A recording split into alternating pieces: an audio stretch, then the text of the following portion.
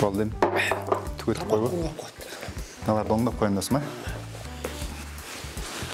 Галстукты жақшы ойлапсың, а? Білесің текеді. Қол алтын қой. Жақшы. Эфир ұшырында сөгіну ебе досын ба? Неге сөгіну? Бай романтичный ырларыңан айтып жүр бе? Какой ответ такой приветтім. Сөз келсе, сөз келбесе, сөз ата сөйлет дейді. Болды. Еретін доп. Значок қиқырар екен, а? Я.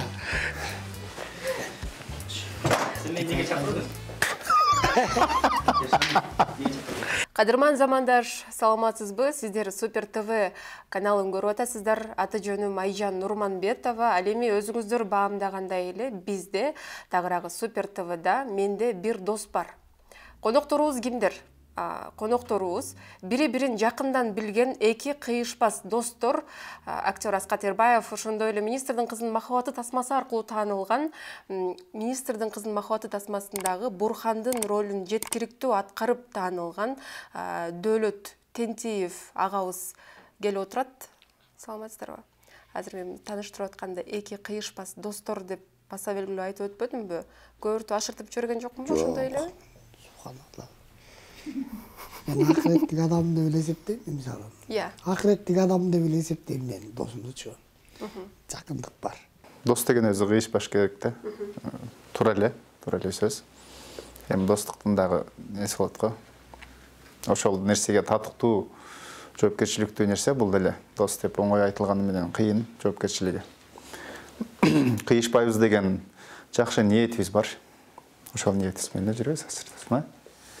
Дос көп, бирок достун түрү болот. Достун да дос болот, бирок чыныгы достор аз болот да. Демек, сиздер кыйышпас чыныгы достор. Долбооруңуздун аталышы менде бир дос бар. Сиздерде канча дос бар? Менде дос көп, бирок дос аз эле менде. Көп аз түшүнгөн жокмун, Дөөлөт мырза. Дос көп аз деп койдуңузбу, кандай деп койдуңуз? Дос өзү көп да, бирок достун досу аз менде. Тагыраагы канча? Саны бар, сапаты жокторго караганда сапаттуу эле бир 5-6 эле жетет деген кеп да. Асқат мырза, сиз? Менде достор көп эле. Дөөлөт айткандай, баягы дос деп айткан көп негизи досторчу, бирок ушу айткандай эле баягы достун дагы достору бар да. Кандай гана кыйынчылык болбосун, же жакшылык болбосун, таяна турган, ошого жүгүңдү жүктөй турган, ошону милдет кылбай көтөрө алган адамдар болот да. Ошолор дос деп мен айта алам да. Мисалы кыздар болсо, менин курбум деп бир кызды айтпайт да, мындай жакын курбусу болсо айтат. Мырзалар болсо, досум деп баарына досум деп кайрылып берет го. Эмнеге? Эми кыргыздарда дос келчи, досум депчи. Жакшы сөз бар да. Аял затынын үстүндө достук болбойт деп атпайсызбы? Мен болбойт деген жокмун, мен мындай үстүртөн алып келип атам. Үстүртөн алып атасыз. Кыздардын ичинде достук болобой биз кыз эмеспиз да. Бирок кыз кишинин баягы аял кишинин ичине кишип атканы менен бир тоголок тарып атпайт деп коет да. Анан ошо сыңары достук ичинде аз болуш керек. Анан баягы эркектерде деле бар эми, бирок достчулукту кармаш бул өтө жоопкерчиликтүү нерсе, аз кем айткандай. Баягы орустарда бир макал бар. Досуңдун тоогун жесең абетине касканда дегенчи. Баягы жакшылыгын көрсөң, кайра бир кайталап коюңузчу. Досуңдун тоогун жесең абетине каскамда дегенчи. Баягы досуңдун жакшылыгын көрсөң, ошону эки эсе кайтара бил деген нерсе да. Анан бул кыздардын арасында достук чач узун негизи. Анан ошон үчүн достук жок болуш керек дейм. Чач узун, достук жок. Эмне деп койдуңуз деп? Сиз түшүнбөй калдыңыз. Чач узун, аялдын чач узун, акылы кыска деген кеп бар эмеспи? Анан кошуласыздарбы айымдар? Өчпай эле өтүп кете берейин. Мейли, анан баягы аял заттын ичинде деле достук болуш керек, кантип жок болсун эми.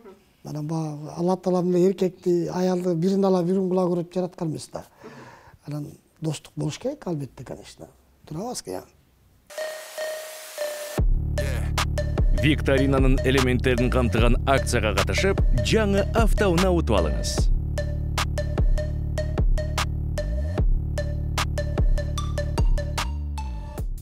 Негизи достугуңуздар мына ушул министрдин кызынын махабатынан башталганбы? Кандай? Келиңиздер ошого токтололу, Биз киного тартылдык ошол жаңы министрдин кызынын махабатына 2005-2006 ошол жылдары болчу. Ошондо дөкөм Күреңкеевде окуйт экен. Өзү музыкант. Ошол бир шаңдуу жүргөн бир баланын ролунда ойногон эле бир шадыраңдаган бир бала жүрөт ошол жерде. Анан жагып калды. Кулкмун өзү жакты, жүрүш турушу мага эң жакшы көзүмө мындай жаркырап эле көрүнгөн ушул ички дүйнөсү болду. Ичинде кири жок, мындай колунда бар нерсени мээдеп эле бере салгандай ушундай жигит да. Анан биз дагы баягы айылда чоңоюп, барды жокту көрүп, көп нерсени көрүп, баягы адамдын ички сырткы дүйнөсүн кичине болсо да анализдеп калган балдарбыз да. Анан ошол нерсеси көрүндү мага. Анан ошондон улам эле кинодон таанышып калдык, съемкалардан. Бунун съемкасы башка күнү, меники башка күнү болуп калат, кээде чогуу болуп калат, ошондо жолугуп сүйлөшүп, баарлашып. Анан бул китепти көп окуган бала да. Сүйлөгөндөрүнөн байкап атсаңыздар керек. Ушундай коюлуштуруп сүйлөйт эле, азыр дагы илхамы келбей атат окшойт. Бул жаман келе түрүндө сүйлөгөн бала болчу да. Анан ошол жактары мага абдан жакты. Анан ошондон бери эле дос деп, мен дос дейт, мен мун дос деп ошентип эле арадан мына биздин дос болгонубузга 17 жылдан өтүп калды. Буюрса.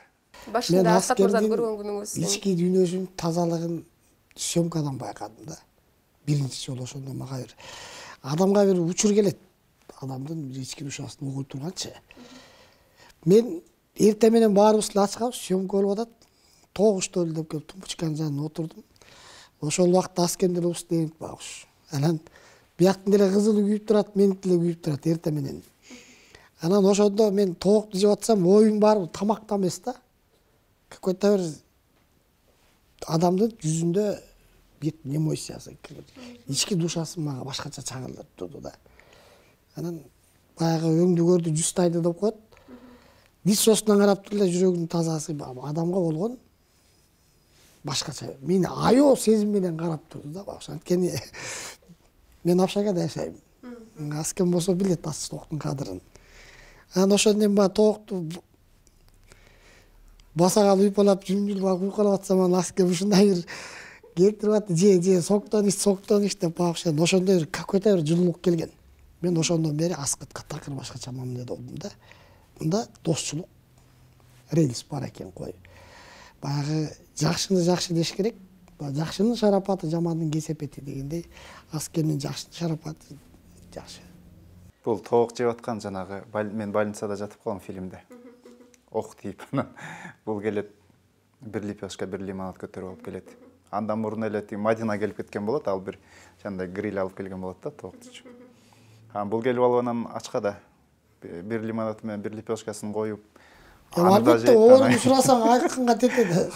Жанагы тоогуштуу эле деп тоокту баарын жеп атат. Бул көрсө чындап эле ачка экен да. Аябай ачка экен. Анан мен карап жатам. Бул жеп атат. Мен сездим, бул чын дилинен жеп атат да. Замат деле уруп салды жана тооктучу. Анан бир маалда банан жеп атты. Тоок что ли? Ты жейм сен да? Мен тамактанып алдым. Сен жей бер. Бананды чоңураак оозуна салып алды окшойт, какап кетти да болчу. Какап кетип, мындай болуп калды, эчтеке эмне кылышын билбей, анан сок турган. Эй, Буркан, соктон ичсең деп мен айтып ийдим. Бул чындап какап кетти да. Мен ошондо сокко келди. Сокту ичет. Ошондо баягы неме деп коет го, жүрөктөн чыккан нерсе жүрөккө жетет деп коет го. Мен чындап буну карап турдум да, мындай карап турсам, чындап жеп атат да. Бул чын жүрөктөн жеп атыптыр, мен чын жүрөктөн карап турмун да, көрсөчү. Ошондо баягы бир адамдын, эки адамдын мамилеси бир эле нерседен, жылт деген нерседен эле жакшы мамиле түзүлүп кетет. Ошол жерде ошол нерсе келген окшойт дейм да, анан экөөбүз ошондон бери эле азыркыга чейин ошону эстеп алып эле күлүп калабыз да, эстепчи. Мен Аскен номурун бир укканда эле жаттагам да. Элде уручка бара кала чуркап жазбай эле. Я слышала, он сказал, я скажу, да. Билем жатка ошондо кайда болбосун, телефон барбы жокпу, ал кезде сыйпалама телефон жок, жагын чыгып аткан кез болчу. Дарс уктум, ошо ойдон жаттадым. Жок болсо дагы как попал жерден Сыйпаламасы жанагы мындай телефонду айтып атат. Бул да кнопка менен көтөрчү. Ошондой телефонду жактырчу да. Өзү эски кишилердей болуп, мындай олбурлуу болуп жүрбөйбү? Ошондой кнопка менен аны да баягы чоң кнопкасы бар телефон. Ошо менен сүйлөшүп, анын жанагы звугун да катууга коюп алат. Анан мындай эле телефон алып алчы дөкөм деп баягындай көрсөтсөм элечи. Сенсорныйды. Койчу мунун аркага ичим чыкпады. Муну теле берет экенсиңер, муну теле берет экенсиңер деп. Ошондой сыйпалама деп коебуз. Бул сыйпалама телефонун деле ушу жакындан баштап эле көтөрө баштадың дөкөм, Азыр көнүп калды жакшы. Эмне себеп болду көтөрүшүңүзгө, Дөөлөт мырза? Эми баягы баш оорубаган Кудай менен иш жок дегенде, ага кызыбың жок болсо деле аякта баягы эненин көнү балада, баланын көнү талада дегендей оюң башка жакта.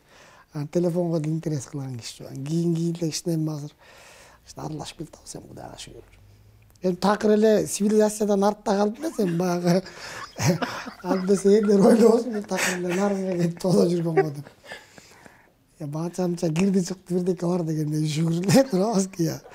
Жакшы эле. Баягы тем более багыш. Өзү да нарын дегенде тоого чыгып кеткен го дебесин да. Анчалар караганда билим бар эми баягы işte мактана алабыз да азкеме көп.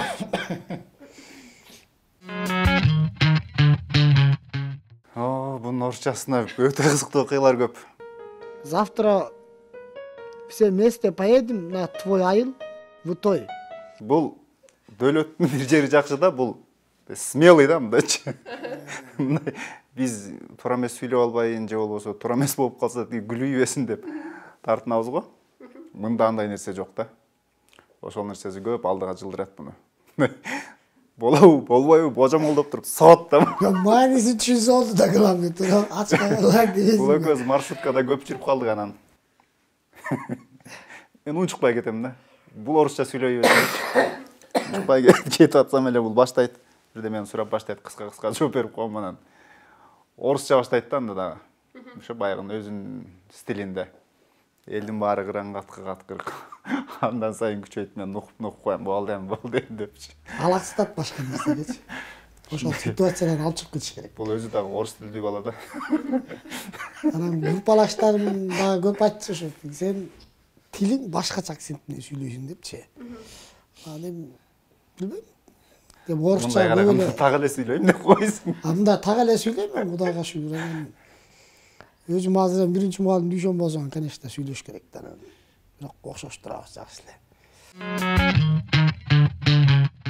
Ал учурда 23-24 жашта болчусуздар, Ушундай болуп калабы, Анан үйлөнө элексиздер. Сиз кече эле үйлөндүңүз. Сиз канча жашыңызда? Мен 2008 үйлөндүм. 2008.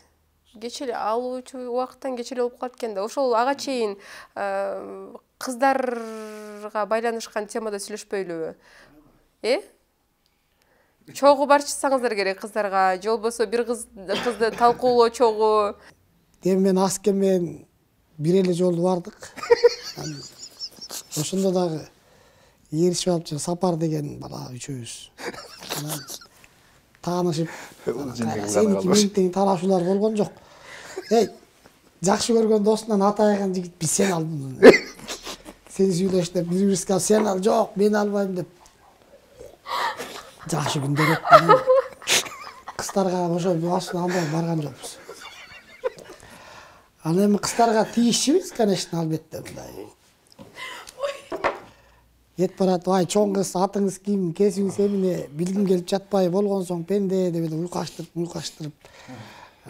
Бирдеке-сирдекелерди орусчалап эле ушинтип тийишчибиз анан. Экөөңүздөрдөн көбүрөөк кимиңиздер кыз жандуу элеңиздер, ошол керек. Ой, жок, бизде андай сапат жок. Кыз жандуу десе ойлобосун, элдин бар тең алар. Булар ичип элдин көңүлүн алып, косуп иттин көңүлүн алып жүрө берген деп. Жок, андай жок. Бир-бирине өстас кепчи. Жаккан жак деп айтат, жакпаганды жакпады деп айтат. Мен деле ошондой. Дөөлөт мырза, Аскат мырза ошол тасмадан кийин тасмаларга байма-бай тартылбаса дагы, чыгармачылыкка толук кандуу киришпесе дагы, эл көзүндө эле жүрдү да, эл менен эле чогуу. Сиз эмнеге такыр эле алыстап кеттиңиз дейм да? Эми жан дүйнөңүз эмнеге каалабады? Адамда ички каалоо ар кандай болот да. Ал сиздин каалооңуз, тандооңуз? Эми мен эми технология наркы беркилерге кызыгасың, кызыгуу бар. Ана эле аркасына сая түшүп дегендей мындай менде жок. Анан кызыгасың, конечно, эл сыйпалама телефон көтөрсө эле мен деле көтөрөйүн эми деп. Бирок менин кызыгуум такыр башка жакта. Эмне келип окшойт бирок, Сыйпалама телефондон баштапсыз. Жок, не обязательно телефон деле. Менин кызыгуум башка нерседе болот экен да, көбүнчөчө. Кандай десем, кээ бир адамдар бар, мындай өзүнчө эле бир дүйнөдө. Ойлонуу эле ошо. Анан Аскат көбүрөөк байланышып турду, чыгармачы чөйрөдөн. А мен болсо эми жашоо турмушка байланыштуу, ар кандай кырдаалдар болот. Эми жашоо деңиздин үстүндөй да. Нары калчайт, бери калчайт дейт Шилпанын. Кеменин капитаны жакшы болсо, кеме түз жүрөт дегендей эле кеп да. Нар жакта болдук, бер жакта болдук, Кудайга шүгүр эми азыр кичинеден аралашып кайра. Атайланып казыгын тапты да буюрса. Жакшы азыр, Кудайга шүгүр. Жакшы. Дөлөт мырза, азыр айтып калбадыңызбы сөзүңүздө жашоодо ар кандай кырдаалдар болот депчи. Мен айтып аткан буга чейинки бизге берген маегиңизде ошол биздин алып баруучу сизге ошол эл күткөн суроону берген экен.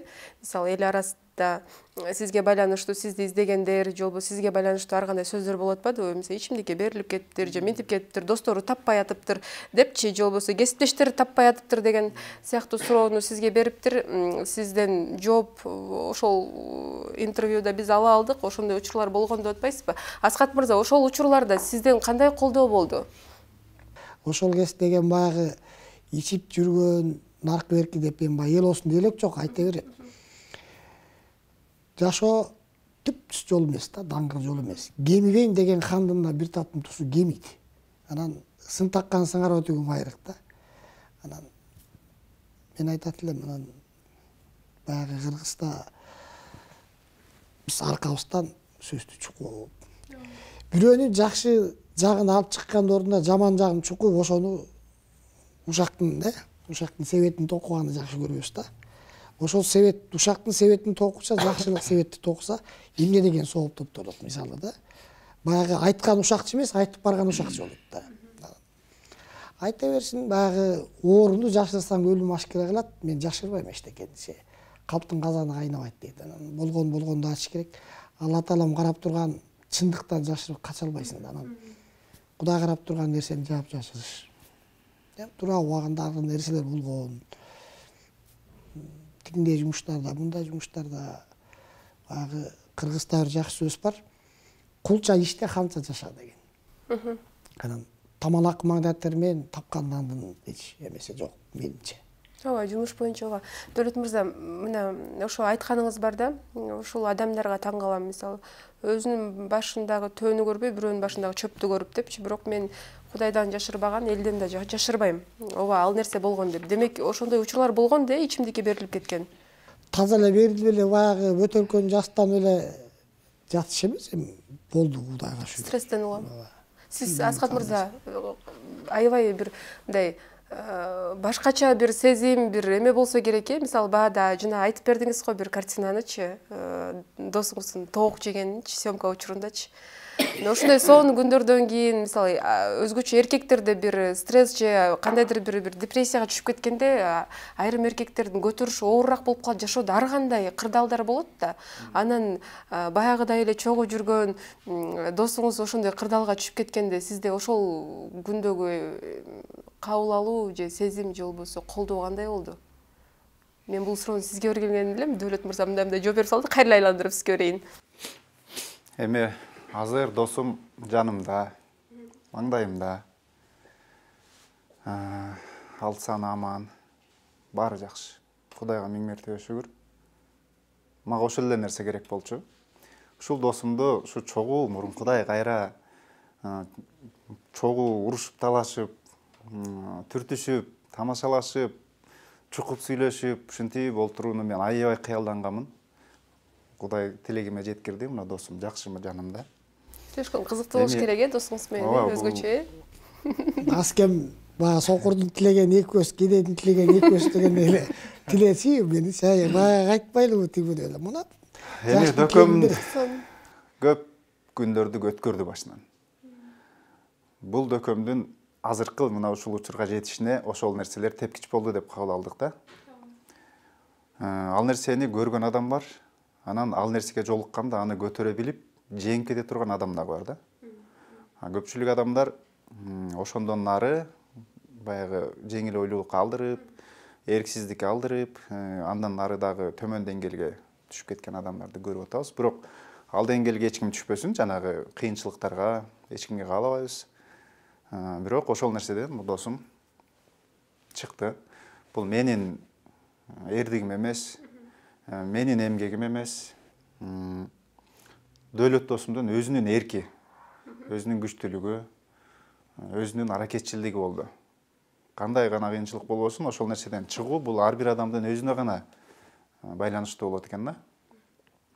Эми болгон кеп кеңештеримди айтам дөкөмө, ошондон күндө жолугам, дөкөм.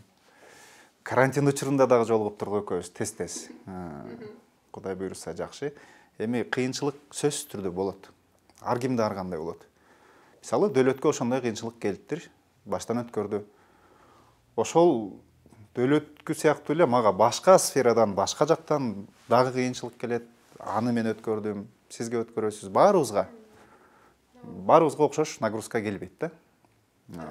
Ооба, ошол нерседе адам өзүн колго алыш керек экен, жеңиш керек экен, максат коюш керек экен, кичинекей бир жылчык жарыкты көрдү, ошол нерсеге аягына чейин умтулуш керек экен да. Дөөлөттүн ошондой характери болду.